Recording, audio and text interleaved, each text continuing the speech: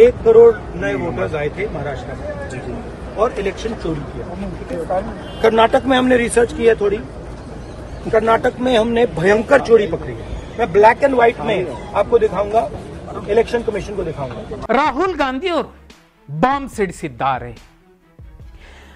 ಚುನಾವಣಾ ಆಯೋಗ ಮತ್ತು ಮಾಧ್ಯಮ ಬ್ಲಾಕ್ ಅಂಡ್ ವೈಟ್ ರೀತಿಯಲ್ಲಿ ವರ್ತಿಸುವ ಮೂಲಕ ಬಿಜೆಪಿಗೆ ಅತಿ ಹೆಚ್ಚು ಸ್ಥಾನಗಳು ಸಿಕ್ಕಿವೆ, ಚುನಾವಣಾ ಆಯೋಗ ಕಳ್ಳಾಟ ನಡೆಸಿದೆ ಅನ್ನುವಂತಹ ಗಂಭೀರ ಆರೋಪ ಮಾಡಿದ್ದಾರೆ. ಅಷ್ಟೇ ಅಲ್ಲ, ಮಹಾರಾಷ್ಟ್ರ ಸೇರಿದಂತೆ ಕರ್ನಾಟಕದಲ್ಲೂ ಕೂಡ 2024ರ ಲೋಕಸಭಾ ಚುನಾವಣೆಯಲ್ಲಿ ಬಿಜೆಪಿ ಗೆಲ್ಲೋದಕ್ಕೆ ಇದೇ ಕಳ್ಳಾಟ ಬಳಕೆ ಆಗಿದೆ. ಸರ್ ಅವರ ಆಜ್ಞೆ ಅಣತಿಯ ಮೇರೆಗೆ ಕರ್ನಾಟಕ ಸೇರಿದಂತೆ ಇಡೀ ದೇಶದಲ್ಲಿ, ಅದರಲ್ಲೂ ಮುಖ್ಯವಾಗಿ ಈಗ ಬಿಹಾರಲ್ಲಿ ಸುಮಾರು 1 ಕೋಟಿ ಮತದಾರರನ್ನ ಮತದಾರರ ಪಟ್ಟಿಯಿಂದ ಕಿತ್ತು ಬಿಸಾಕಲಾಗಿದೆ. ಹಾಗಿದ್ರೆ 2014, 19, 24ರ ಚುನಾವಣೆಗಳಲ್ಲೂ ಕೂಡ ಇದೇ ಕಳ್ಳ ಮತದಾರರು, ನಕಲಿ ಮತದಾರರು ಯಾಕಿದ್ರು, ಇಷ್ಟು ದಿನ ಯಾಕೆ ಇರಿಸ್ಕೊಂಡಿದ್ರು, ಈಗ ಯಾಕೆ ಕಿತ್ತಾಕ್ತಿದ್ದಾರೆ? ಈ ಪ್ರಶ್ನೆಯನ್ನ ಮುಂದಿಡುವ ಮೂಲಕ ಒಂದು ಸೂಕ್ಷ್ಮ ಸುಳಿವನ್ನ ಕೊಟ್ಟಿದ್ದಾರೆ.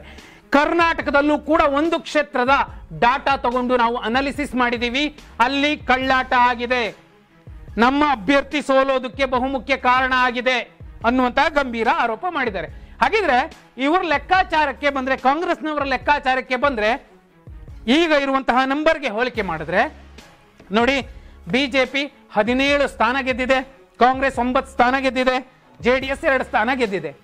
ಕಾಂಗ್ರೆಸ್ ಮಾಡ್ತಿರೋ ಆರೋಪದ ಲೆಕ್ಕಾಚಾರದಲ್ಲೇ ನೋಡಿದ್ರೆ, ರಾಹುಲ್ ಗಾಂಧಿ ಅವರ ಆರೋಪವನ್ನೇ ನೋಡಿದ್ರೆ, ಕಾಂಗ್ರೆಸ್ ಸುಮಾರು 16 ಕ್ಷೇತ್ರಗಳಲ್ಲಿ ಗೆಲ್ಲಬೇಕಿತ್ತು ಅನ್ನುವಂಥದ್ದು ಲೆಕ್ಕಾಚಾರ. 7 ಕ್ಷೇತ್ರಗಳಲ್ಲಿ ಕಾಂಗ್ರೆಸ್ಗೆ ಹಿನ್ನಡೆ ಆಗಿದೆ. ಅದು ಚುನಾವಣಾ ಆಯೋಗ ಅಥವಾ ಕೇಂದ್ರ ಸರ್ಕಾರದ ಕಳ್ಳಾಟದಿಂದ ಅನ್ನುವಂಥದ್ದು ರಾಹುಲ್ ಗಾಂಧಿ ಅವರ ಲೆಕ್ಕಾಚಾರ. ಹಾಗಿದ್ರೆ ಆ 7 ಕ್ಷೇತ್ರ ಯಾವುದು? ಹಾಗಿದ್ರೆ ನೋಡಿ, 3 ಪಕ್ಷಗಳ ಲೆಕ್ಕಾಚಾರ ಹೇಳ್ಬಿಡ್ತೀನಿ. ಬಿಜೆಪಿ 2024ರಲ್ಲಿ 17 ಸ್ಥಾನ ಗೆದ್ದಿದೆ. ಅದು ಪಡ್ಕೊಂಡಿದ್ದಂತಹ ವೋಟ್ ಶೇರ್ 46.06%. ಸುಮಾರು 1.77 ಕೋಟಿ ಜನ ಬಿಜೆಪಿಗೆ ಮತ ಹಾಕಿದ್ರು. ಆದರೆ ಕಾಂಗ್ರೆಸ್ ಮಾಡ್ತಿರೋ ಆರೋಪದ ಪ್ರಕಾರ ಅದು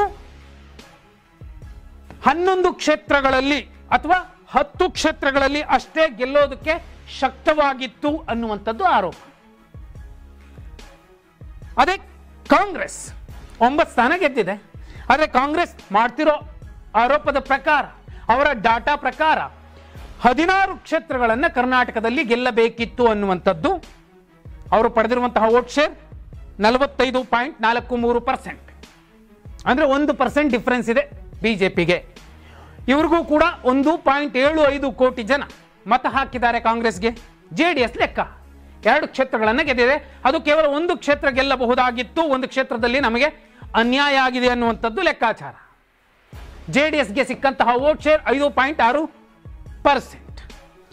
21,63,203 ಜನ ಜೆಡಿಎಸ್ಗೆ ಮತ ಹಾಕಿದ್ದಾರೆ.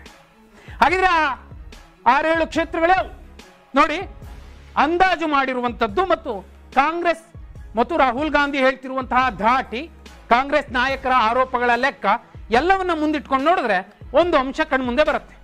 14, 19 ಈ 2 ಚುನಾವಣೆಗಳಲ್ಲಿ ಬಿಜೆಪಿ ಅಭ್ಯರ್ಥಿಗಳು ರಾಜ್ಯದಲ್ಲಿ 1 ಲಕ್ಷಕ್ಕೂ ಮಿಗಿಲಾದಂತಹ ಕನಿಷ್ಠ 2 ರಿಂದ 3, 4 ಲಕ್ಷಗಳ ಅಂತರದಿಂದ ಗೆದ್ದಂತಹ ಕ್ಷೇತ್ರಗಳಿದ್ದು, ಗೆದ್ದಿದ್ರು, ದಾಖಲೆ ಬರೆದಿದ್ರು. ಅದು ಮೋದಿ ಅನ್ನೋದನ್ನ ಬಿಜೆಪಿಯ ಕಾರ್ಯಕರ್ತರು ಹೇಳಿದ್ರು. ಆದರೆ ಈ ಚುನಾವಣೆಯಲ್ಲಿ 1 ಲಕ್ಷಕ್ಕಿಂತ ಕಡಿಮೆ ಮತಗಳ ಅಂತರದಿಂದ ಬಿಜೆಪಿ ಗೆದ್ದಂತಹ ಮತ್ತು ಸೋತಂತಹ ಸಂದರ್ಭಗಳಲ್ಲಿ ಕಾಂಗ್ರೆಸ್ ಸ್ಟ್ರೆಂತ್ ಅಂತ ಅವರು ಹೇಳ್ಕೊತಾರೆ. ಗೆದ್ದಿರುವಂತಹ ಕ್ಷೇತ್ರಗಳಲ್ಲಿ ಗೋಲ್ಮಾಲ್ ಆಗಿದೆ, ಕಳ್ಳಾಟ ನಡೆದಿದೆ ಅನ್ನುವಂಥದ್ದು ರಾಹುಲ್ ಗಾಂಧಿ ಮತ್ತು ಕಾಂಗ್ರೆಸ್ನ ಲೆಕ್ಕಾಚಾರ.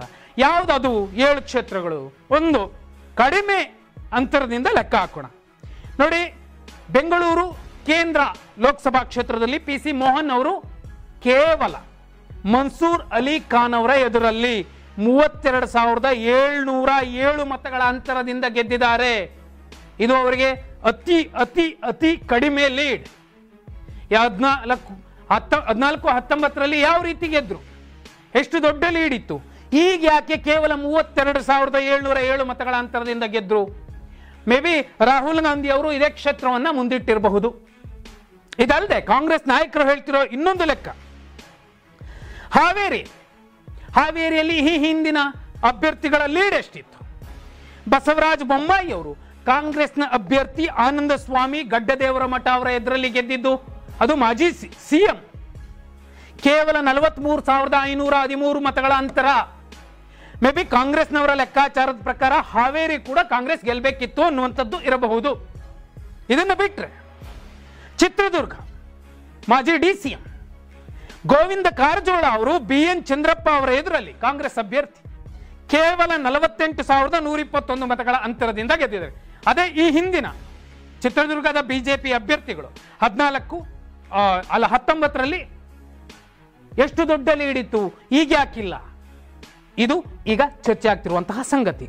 ಇದಕ್ಕಿಂತಲೂ ಬಹುಮುಖ್ಯ ವಿಚಾರ, ಬಾಗಲಕೋಟೆ ಲೋಕಸಭಾ ಕ್ಷೇತ್ರದಲ್ಲಿ PC ಗದ್ದಿಗೌಡರವರು ಆ ಹೆಣ್ಮಗಳು ಸಂಯುಕ್ತ ಶಿವಾನಂದ್ ಪಾಟೀಲ್ ಅವರ ಎದುರಲ್ಲಿ 68,399 ಮತಗಳ ಅಂತರದಿಂದ ಗೆದ್ದಿದ್ದಾರೆ.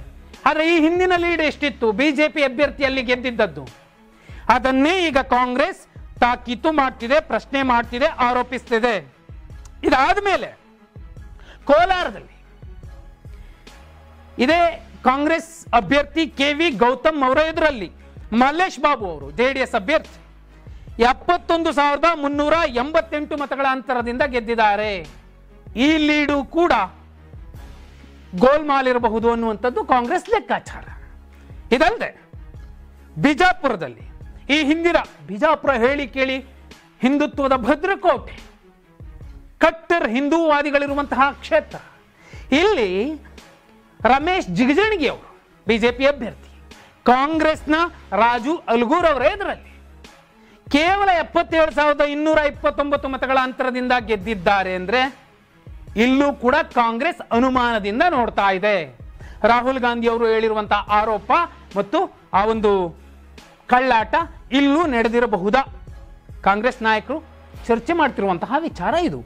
ಇದಕ್ಕಿಂತಲೂ ಬಹುಮುಖ್ಯವಾದಂತಹ ಕ್ಷೇತ್ರ ಕೇಂದ್ರ ಸಚಿವರ ಕ್ಷೇತ್ರ ಧಾರವಾಡ. ಪ್ರಹ್ಲಾದ್ ಜೋಶಿ ಅವರ ಈ ಹಿಂದಿನ ಲೀಡ್ಗಳನ್ನು ನೋಡಿ, ಹೇಳಿ ಕೇಳಿ ಅದು ಕೂಡ RSSನ ಪ್ರಯೋಗಶಾಲೆ, ಹಿಂದುತ್ವದ ಭದ್ರಕೋಟೆ.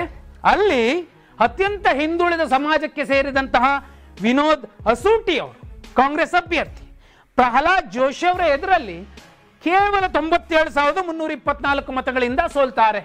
ಆದರೆ ಇದೇ ಜೋಶಿ ಅವರು ಈ ಹಿಂದೆ ಎಷ್ಟು ದೊಡ್ಡ ಲೀಡು, ಹೀಗೆ 7 ಬಿಜಾಪುರ, ಹಾವೇರಿ, ಚಿತ್ರದುರ್ಗ, ಬಾಗಲಕೋಟೆ, ಬೆಂಗಳೂರು ಕೇಂದ್ರ, ಕೋಲಾರ, ಧಾರವಾಡ ಇಷ್ಟು ಕ್ಷೇತ್ರಗಳು ಕಾಂಗ್ರೆಸ್ ಪಾಲಾಗಬೇಕಿತ್ತ, ಎಲ್ಲೋ ಗೋಲ್ಮಾಲ್ ಆಗಿರಬಹುದಾ? ಹಾಗಿದ್ರೆ ಕಾಂಗ್ರೆಸ್ ಲೋಕಸಭೆಯಲ್ಲಿ 16 ಕ್ಷೇತ್ರಗಳನ್ನು ಗೆಲ್ತಿತ್ತ, ಎಲ್ಲೋ 7 ಕ್ಷೇತ್ರಗಳಲ್ಲಿ ಗೋಲ್ಮಾಲ್ ಆಗಿರೋ ಕಾರಣ ಅದರ ನಂಬರ್ 9 ಮಾತ್ರ ಇದೆಯಾ? ರಾಹುಲ್ ಗಾಂಧಿ ಅವರ ಆರೋಪ ಮತ್ತು ಹೇಳ್ತಿರುವಂತಹ ಕ್ಷೇತ್ರ ಮಾಡ್ತಿರುವಂತಹ ಒಂದು ಆರೋಪ ನಿಜ ಇರಬಹುದಾ? ಈ 7 ಕ್ಷೇತ್ರಗಳಲ್ಲಿ ಬಿಜೆಪಿನೇ ಗೆದ್ದಿರುವಂತದ್ದು ಸತ್ಯ ಅನ್ಸುತ್ತಾ? ಕಮೆಂಟ್ ಮಾಡಿ.